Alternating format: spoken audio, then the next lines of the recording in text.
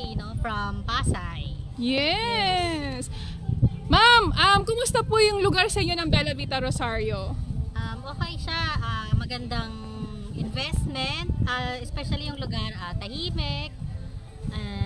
Pwede siya talagang pahingahan ng mga magulang. Pwede siyang, ano pa ba, malapit sa beach, gano'n, bakasyonan. Ma'am, ilang unit ang binili mo?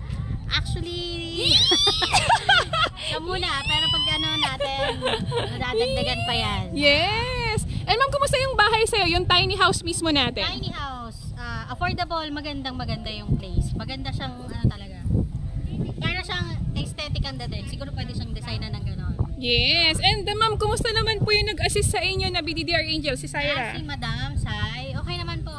Approachable si Madam, talagang tutulungan ka magkabahay.